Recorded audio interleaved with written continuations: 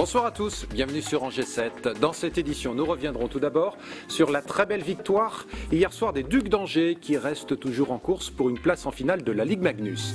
Nous verrons également comment sont testés certains produits alimentaires par un groupe d'analyse sensorielle à l'ESA, l'École supérieure d'agriculture d'Angers. Nous nous rendrons par ailleurs dans le Segréen et plus particulièrement à Candé pour y découvrir l'entreprise Guisabel qui produit 60 tonnes de chocolat chaque année. Enfin, nous conclurons cette édition en compagnie de Michel Galloyer, dont l'une des boulangeries vient d'être choisie comme fournisseur officiel de l'Élysée. Avant de développer ces titres, revenons tout d'abord sur la dernière péripétie en date de la campagne des régionales. L'UMP Christophe Béchu, battu par le socialiste Jacques Oxiat pour la présidence de la région des Pays de la Loire le 21 mars dernier, vient en effet de déposer un recours en annulation de ce scrutin. Christophe Béchu estime que des irrégularités ont été commises, en particulier le fait que des messages électroniques ont été envoyés à des électeurs en utilisant du matériel de la région. Un constat d'huissier a d'ailleurs été établi. L'affaire est désormais dans les mains du juge administratif. Christophe Clergeau, premier vice-président de la région, parle ce jeudi, je cite, d'un Christophe Béchu mauvais joueur. Fin de citation. L'autre polémique à la une de ce journal concerne les affiches du parc Terra Botanica, le parc d'attractions centré sur le thème du végétal qui sera officiellement inauguré ce samedi et sur lesquelles n'apparaît pas le nom de la ville d'Angers. Jacques Motto, l'adjoint angevin chargé du tourisme, se dit sidéré par cet oubli. Du côté du conseil général qui gère cet équipement, on précise qu'il n'y a pas matière à polémiquer et que le nom d'Angers figurera bien sur les prochains documents de promotion du parc. En bref, sachez que Michel Piron, le député de Saumur-Sud, figure parmi les 13 parlementaires UMP signataires d'une tribune dans Le Monde demandant la suppression du bouclier fiscal. Ces députés évoquent, je cite, un effort qui doit être partagé par tous.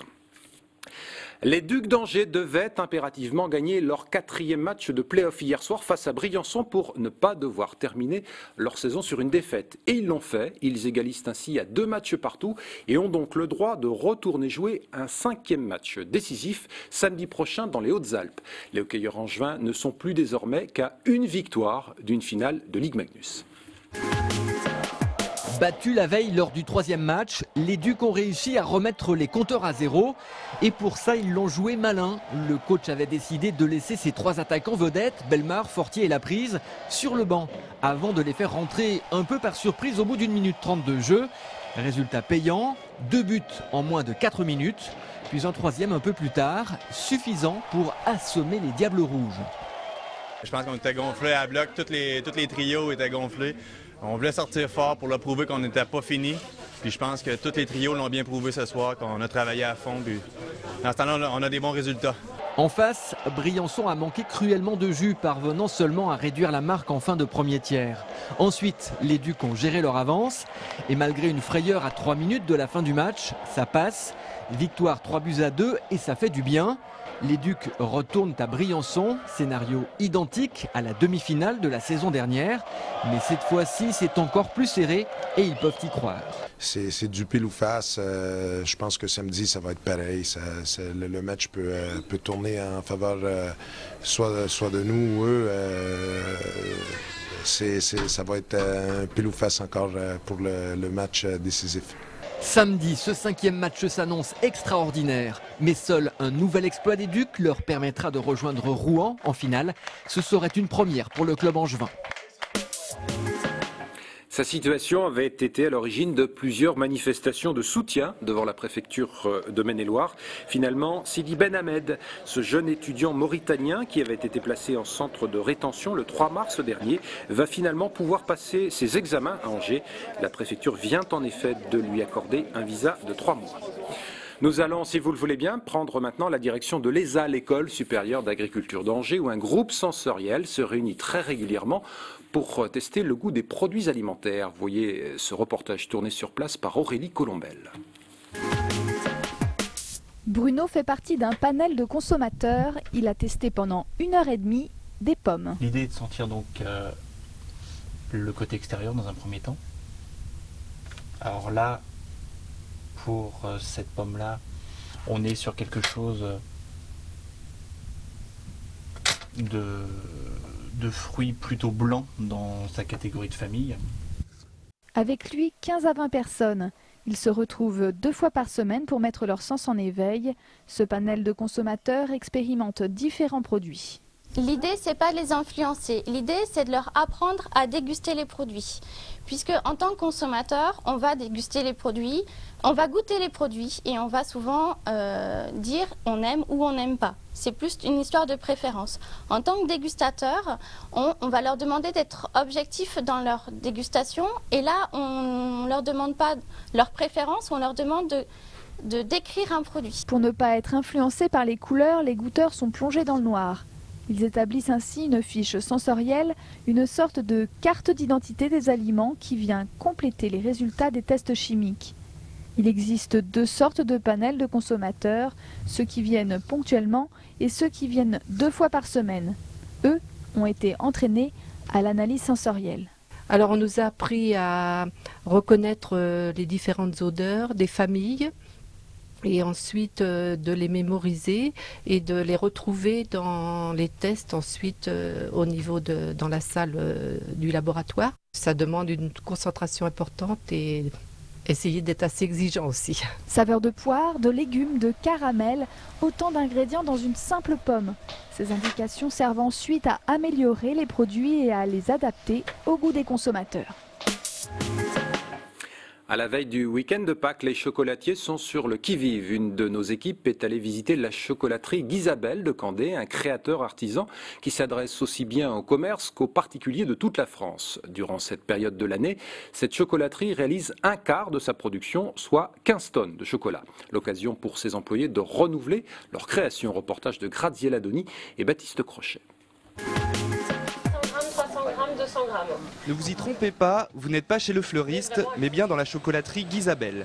Réputé pour ses créations originales, l'artisan chocolatier fait appel à son imagination, particulièrement en cette période de Pâques. C'est vrai que là, nous, toutes nos têtes sont en ébullition, en effervescence, puisqu'on doit sans cesse renouveler notre gamme de produits. Hein, c'est aussi valable donc, pour le moulage que pour nos bonbons de chocolat. On peut jouer aussi bien avec les formes qu'avec les couleurs. Et à partir de là, quand on a bien maîtrisé ce chocolat, là, on peut en faire n'importe quoi. Une fois bien maîtrisée, la matière prend différentes formes. Instruments de musique, animaux et même outils de bricolage, toutes ces créations se retrouvent en vitrine du magasin. Et cela, bien sûr, sans oublier qu'elles finiront par être mangées. C'est vrai que les gens, s'ils viennent chez nous, c'est surtout pour trouver donc un chocolat de qualité. Et puis bien sûr, après, s'ils peuvent avoir quelque chose d'esthétique, ils sont ravis. Hein. Il y en a pour tous les goûts et cette année, la tendance est aussi bien au lait caramel qu'au chocolat noir 80%. L'occasion pour les clients de découvrir tous les ans de nouvelles saveurs. C'est important de faire découvrir aux enfants le goût des choses. Si on leur donne que des choses pas de bonne qualité sous prétexte que c'est des enfants, et ben ils vont pas apprendre non plus ce que c'est que le bon goût. Donc je viens ici pour qu'ils aient des moulages de bonne qualité. Voilà. Et puis comme ça, s'ils finissent pas tout, nous les adultes on les mange. Et pour les plus curieux, la chocolaterie propose régulièrement des visites, une façon, pourquoi pas, de susciter des vocations. Nous allons conclure cette édition en compagnie de Michel Galloyer. Bonsoir. Bonsoir. Alors les Angevins vous connaissent bien en tant que pâtissier, boulanger et chef d'entreprise. Et dans quelques jours, vous serez également le fournisseur officiel de l'Élysée, puisque vous avez remporté le Grand Prix de la meilleure baguette de Paris en 2010. Alors comment devient-on le fournisseur officiel de l'Élysée ? Alors, c'est un concours qui est très médiatisé depuis 7-8 ans.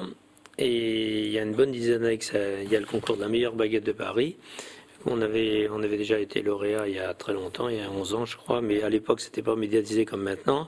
Et depuis 7-8 ans, on était toujours dans les 4, 5, 6, 7, 8 premiers. Et cette année, on a eu le bonheur et un peu de chance aussi, parce qu'il faut toujours de la chance dans tout, d'être numéro 1. Et on est très très flattés. C'est le grenier à pain des Abbesses dans le 18e. Il y a des crochets. Avec un ouvrier boulanger qui est d'origine sénégalaise, que j'ai embauché il y a 7 ans. C'est un charmant garçon qui travaille à la perfection. Alors, qui décide de vous attribuer ce prix? C'est un concours organisé par la mairie de Paris et avec des critères très précis. Hein. La mairie de Paris a pris ça en main. Il nous a envoyé les convocations avec le syndicat de la boulangerie de Paris, région parisienne. Et c'est un concours où tout le monde est convoqué. Alors, il y en a tous les ans à peu près 160, 180. Cette année, il y avait 167. et c'est sur des critères bien définis. Hein. L'aspect, très bel aspect, le craquant et l'alvéolage et l'odeur aussi. Hein. Une baguette, ça se rompt. Hein.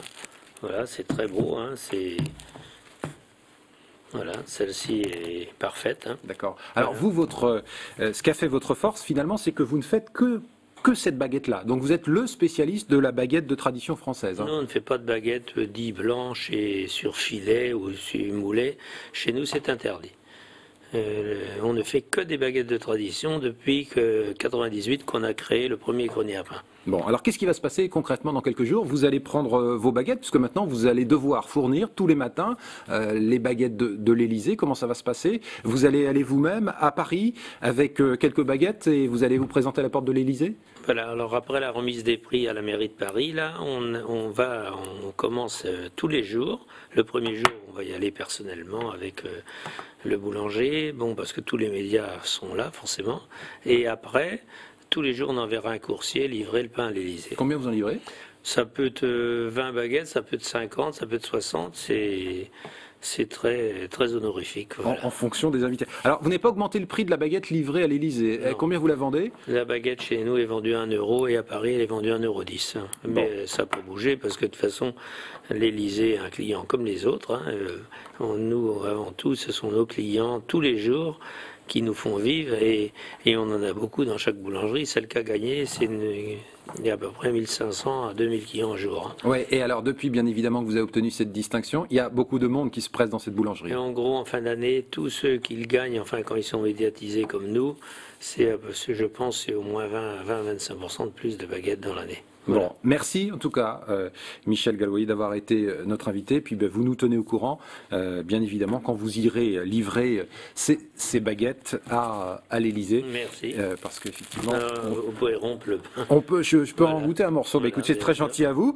On va conclure donc cette édition en dégustant la baguette de Michel Galloyer qui sera très prochainement à l'Élysée. Puis on se retrouve demain, si vous le voulez bien, pour de nouvelles infos.